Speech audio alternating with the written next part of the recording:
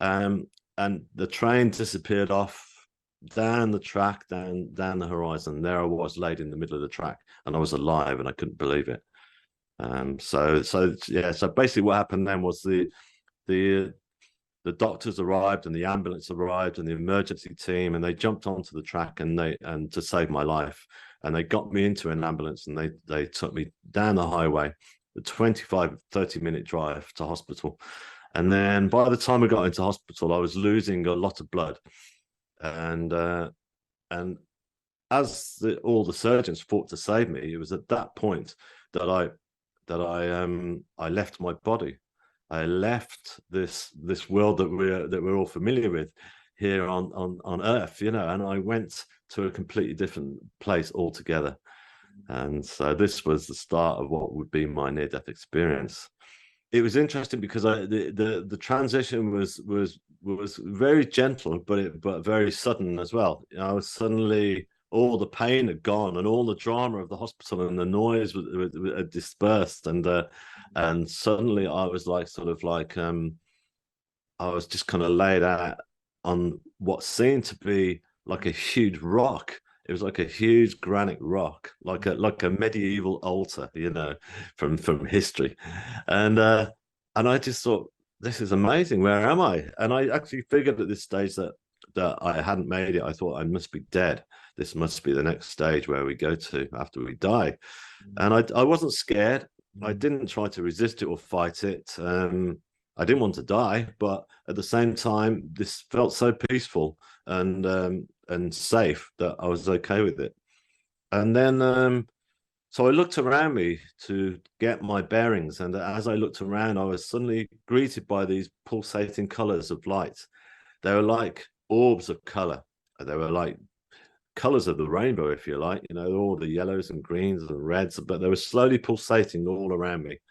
And then I sort of thought, okay, I'm just going to lay back on this rock and just relax, because I know I am safe. And as I did, I suddenly felt the presence of somebody. Somebody had arrived at the scene. So I lifted my head, and as I lifted my head, I looked up, and there ahead of me, just stood at my feet, was as a person, neither male nor female, just both, and with this very white blonde hair, and the skin that was radiating light from within. All this light was coming from the skin, and this person was just wearing a very simple black t-shirt, like you and I would be wearing now, and it was just I was really shocked, because I expected, to see something a little bit more sort of like your image of an angel would look like, but no, this was like a simple shirt. So, but that was okay. And I looked at this person, and I knew this person's face, and I said, I know you. Who are you? I know your face. Where do I know you from? But I couldn't place it. And then this person just kept smiling back at me, and then I just kind of stopped, and I thought, okay, this person's not going to answer me, but that's okay also. So I laid back again, and I closed my eyes for a bit longer. Then I felt the presence of more people were there, and I looked around me, and there were two female forms either side of me, and the girl to my right was I guess she was sort of European in appearance, with a very simple brown dress on, with long brown hair, and whereas the girl to my left was more sort of Indian, sort of, or maybe Brazilian, or Native American. I'm not sure, that kind of look about her. And she had a very traditional sort of dress on, a beautiful white sort of dress, and I remember feeling there was a change of energy at this point. And I looked, and they had their hands slowly going over the top of my body, not touching it, but just going all over it. And I felt this energy of vibration, of love coming from their hands.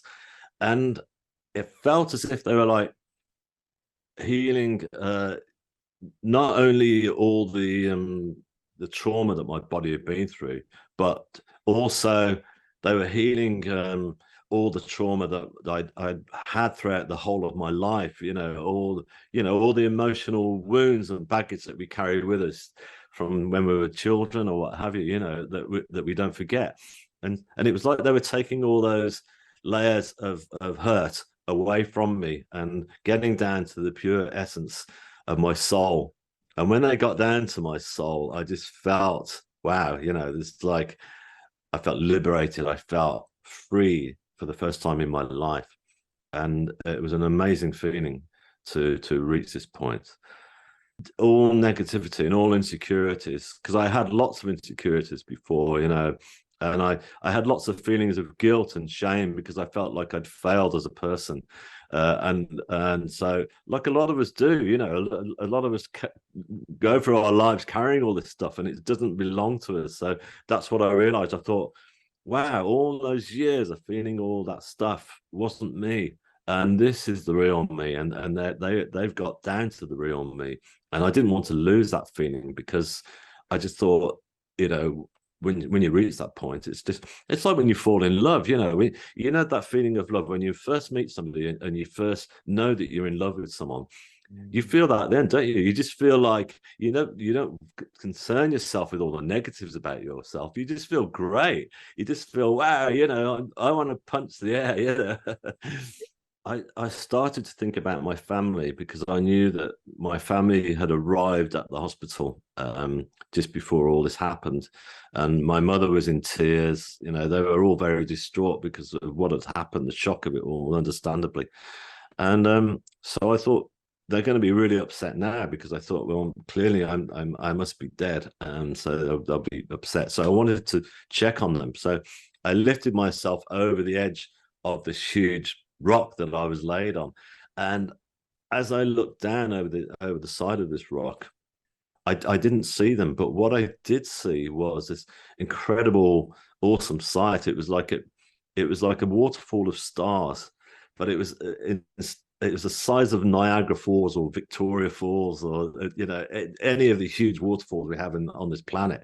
It was like that, but instead of millions of tons of water cascading over the edge, it was millions of stars just sparkling, and the shooting stars flying over the top. And I thought, wow. And I just looked down, and the further I looked, as my eyes adjusted, I could see it was like looking into one galaxy into another, and I could see nebulas and colors forming.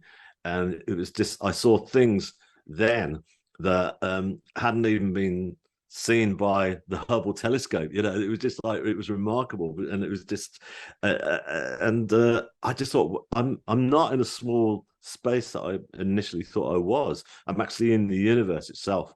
So this was a liberating feeling, because I thought, I'm actually part of the universe. I'm actually absolutely out there flying through it. And it was just tremendous liberating feeling. So I lifted myself back over, and I thought I remember thinking, again, there was no sense of guilt or shame or over worry. I just thought, okay, well, I can't see my family now, but they will be okay, and they will get through this, and they'll be experiencing all these wonders themselves one day here, and maybe I will even get to meet them here. Who knows? Because I didn't know anything at that stage. I didn't know what was ahead of me or what I was about to sort of experience next. So yeah. Before I did actually go back into the physical body, the most profound moment of the whole near-death experience was that I'd closed my eyes again, and I was laid out on this huge rock, and I felt this energy of love that was coming from these angels that had been healing me. Then suddenly it was like it became more intensified. And I thought, what is happening? It felt like every single molecule of my body was starting to vibrate with love. So I looked up, and there ahead of me, coming through the stars in the universe, was this huge tunnel of white light. And that tunnel of white light was so huge. It was vast, and it was very bright and intense, and it was surrounded by all these very dramatic flames that were slowly circulating around the edge of this tunnel of white light. And I felt that energy, and I just thought, I knew straight away what I was looking here was the source of all creation. This was God.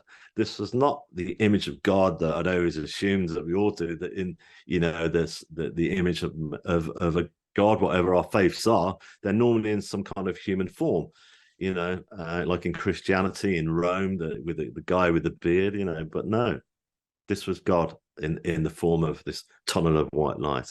It was at that point that I realized that this was God. So, and I came. That's when I came crashing back into my human form, into my body, and back into the hospital.